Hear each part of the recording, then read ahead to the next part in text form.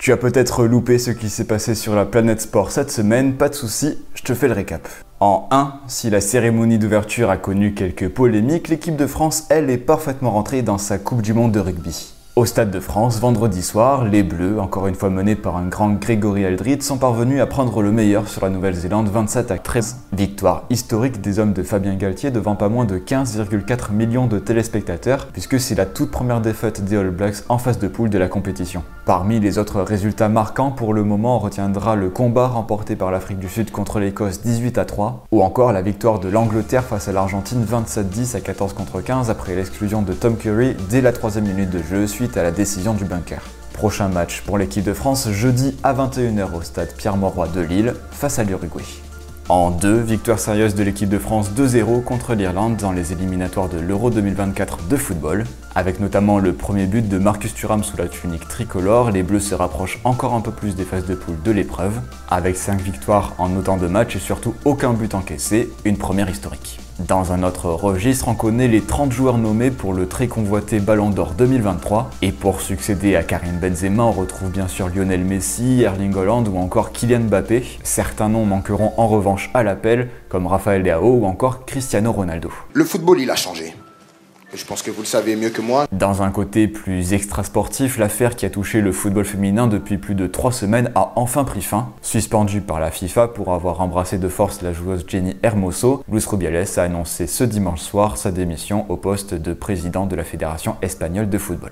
En 3, cet homme est immortel. Sur les cours de l'US Open, dernier tournoi du Grand Chelem de la saison, Novak Djokovic est venu à bout la nuit dernière de Daniil Medvedev, tombeur de Carlos Alcaraz en demi-finale. Le Serbe l'a emporté en 3 manches, 6-3, 7-6, 6-3 et a décroché son 24e titre du Grand Chelem, avec au passage un très bel hommage rendu à Kobe Bryant.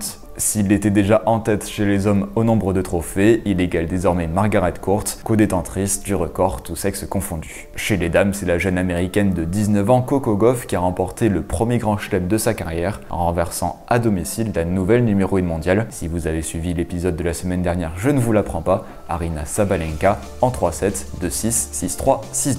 En 4, non, les États-Unis ne seront pas champions du monde de basket. Si, pour se consoler, ils auront les finales NBA, les Américains ont vu leur rêve se briser en demi-finale face à l'Allemagne 113-111. Les Allemands qui ont d'ailleurs décroché le titre pour la première fois de leur histoire face à la Serbie 83-77, mais qui étaient privés de ses deux stars, Nikola Jokic qui avait fait l'impasse sur cette Coupe du Monde, et Novak Djokovic qui était occupé pendant ce temps à remporter l'US Open.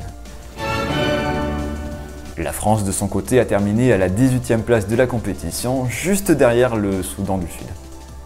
En 5, le football américain, c'est reparti. La saison régulière de la NFL a repris ses droits et on est parti sur les chapeaux de roue pour ce nouvel exercice. Vainqueurs du Super Bowl la saison dernière, les Chiefs de Kansas City menés par Patrick Mahomes se sont fait surprendre dès le match d'ouverture par les Lions de Détroit 21-20. Dans les autres affiches, on retiendra notamment la victoire écrasante des Cowboys de Dallas 40-0 face aux Giants de New York lors du Sunday Night Football. Le point bonus, vous en êtes habitués, on est sur internet, je ne pouvais pas ne pas parler du GP Explorer 2e édition. L'événement organisé par Squeezie a réuni pas moins de 1,3 million de spectateurs sur Twitch ce samedi, où 24 influenceurs se réunissaient à l'occasion d'une course de Formule 4. Au circuit Bugatti du Mans, c'est le youtubeur De Pielo qui l'a emporté devant Sylvain Lévy de Villebrequin et Étienne Moustache. Voilà, c'est tout pour cette semaine, j'espère que ça vous aura plu. Je voulais finir cet épisode sur la superbe performance de Sam Laidlow, qui est devenu le premier Français de l'histoire champion du monde du triathlon Ironman du côté de Nice. On n'oubliera pas de saluer la victoire de Laurent Jalabert, consultant cyclisme pour France Télévisions dans la catégorie 55-59 ans. N'hésitez pas à dire dans les commentaires quelle info vous a le plus marqué. Pendant ce temps, moi je vous dis à très vite pour une prochaine vidéo. Prenez soin de vous, prenez soin des autres, mais surtout restez connectés. Ciao!